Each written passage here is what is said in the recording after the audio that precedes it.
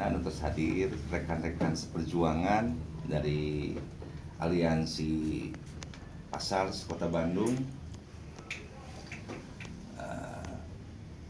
Saya untuk saat ini mau menyampaikan terkait hal-hal yang menjadi problematika yang sudah berjalan kurang lebih selama 1 tahun di Pasar Ciroyong.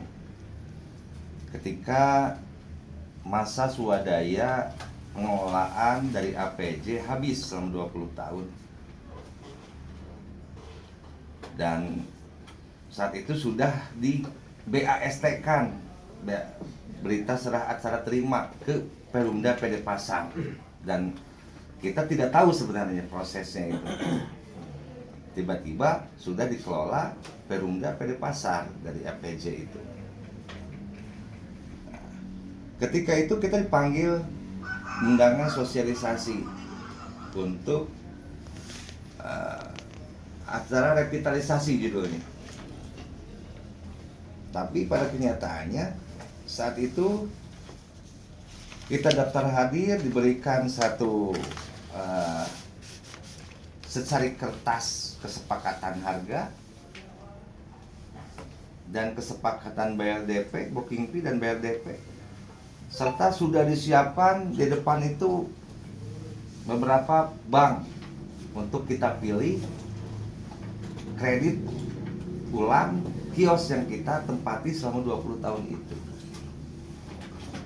Dengan harga waktu itu, kios itu waktu pertama sosialisasi di atas itu sekitar 20-30 juta per meter persegi. Saat itu kami tolak karena sama sekali tidak ada sebelumnya sosialisasi harga dan apalagi kesepakatan harga dengan pedagang. Sementara jelas dalam perda pendirian Perumda PD Pasar itu harus adanya transparansi dan kesepakatan antara pihak Perumda dengan pedagang. Itu yang diamanatkan di perda, dan itu sudah sangat melanggar perda. Karena tiba-tiba harga muncul, tiba-tiba ditentukan jangka waktu pembayaran. Saat itu juga sudah disiapkan bank untuk kita kredit, gitu kan, di acara sosialisasi. Oke. Dari situ kita bubar karena kita tolak. Ada beliau juga waktu itu. Bubar.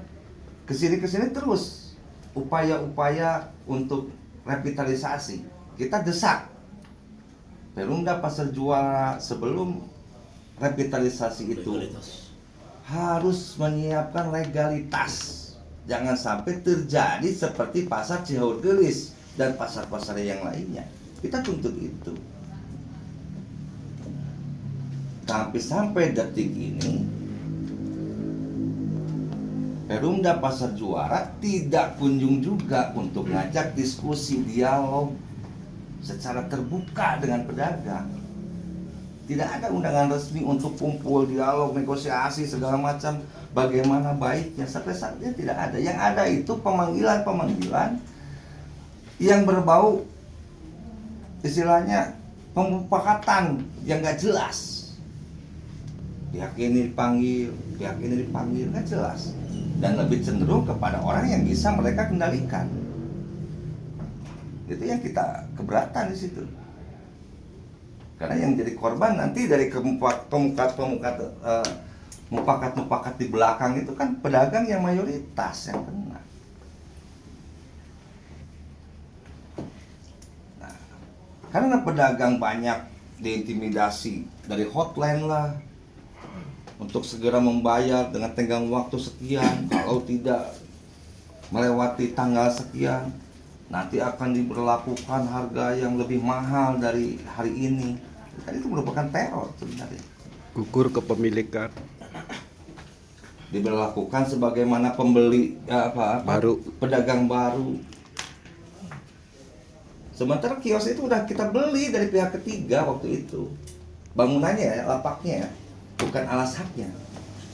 Bangunannya kita beli dari pihak ketiga, dari APJ waktu itu kita cicil. Dan tidak dirobohkan. Masih bangunan yang sama. masih lapak yang sama. dengan kekuatan 50 tahun ke depan. Cuma hanya dipoles-poles, dirapihkan, ditertibkan, dibikin tidak becek, kita diminta. Terakhir ini di angka 15 juta per meter persegi.